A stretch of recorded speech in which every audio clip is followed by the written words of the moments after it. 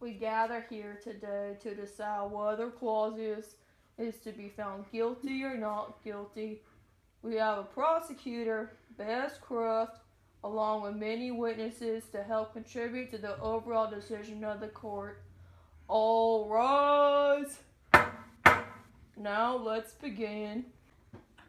Hello, jury. Today I'm going to prove Mr. Claudius committed the crime of killing King Hamlet in order to gain power and the marriage of Queen Gertrude. First, we have Prince Hamlet on the stand. And now we call Hamlet to the stand. Well, I honestly don't even believe there's a case, considering I've spoken directly with my father's ghost.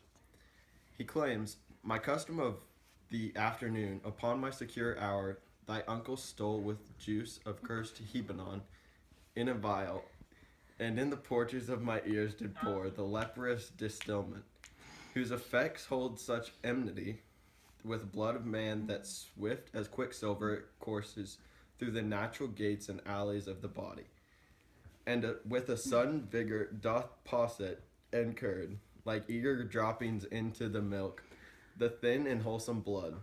So did it mine, and most instant tetter barked about, most lazar-like with vile and loathsome crust all my smooth body.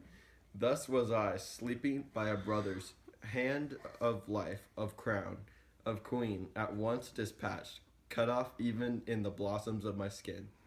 I mean, it can't get any more clear than that. We have an actual account of what happened on this day. Well, that is pretty convincing, Your Honor. Don't you agree? Yes, that is pretty clear. I now call Polonius to the stand.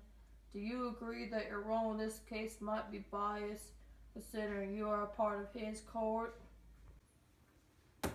No, of course not. Before I was even on his court, I could tell you had a pretty strong bond with his brother. And how do you feel about the fact that your daughter was seeing the king's late son?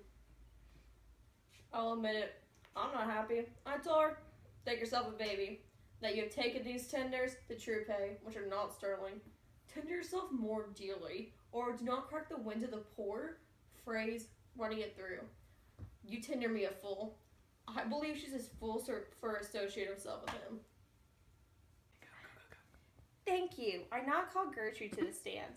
Gertrude, do you believe your lawful husband is right to the throne?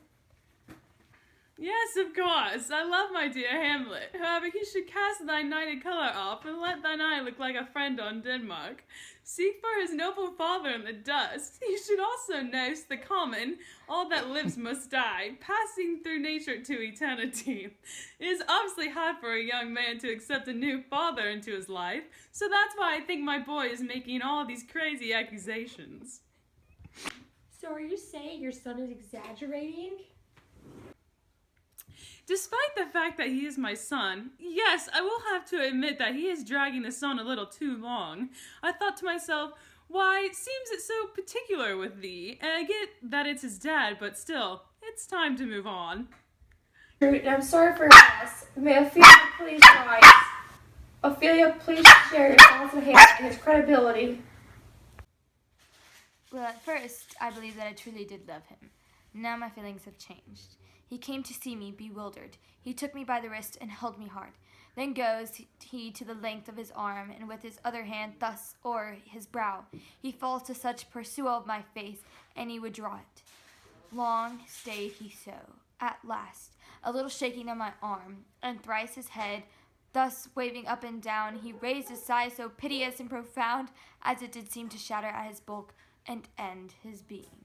That done, he let me go, with all his head of his shoulders turned. He seemed to find his way without his eyes, for out of doors he went without their helps, and to last bended their light on me. Thus being said, I still believe that he's innocent. He couldn't have hurt me 1,000 times, and I still wouldn't believe that he could harm his father. What makes you say this? It's all current adulterous king's fault. Never trusted him, never will. I gave him fennel and columbines to passive-aggressive, I guess you'd say. But whatever. I don't have much respect for the guy. These are all very convincing pieces of evidence to prove Polonius' guilt. I now call the king's ghost to the stand. Oh my god, a ghost! I'll tell you exactly what I told my son. To skimming out that, sleeping in my orchard, the serpent stung me, so my whole year of Denmark is forged processed by deathly ranking and abuse. But no, thou noble youth, the serpent did sting thy father's life, now wears his crown. I'm not sure how much more I can tell you. You boys heard everything I've heard. Thank you, Your Honor. I rest my case.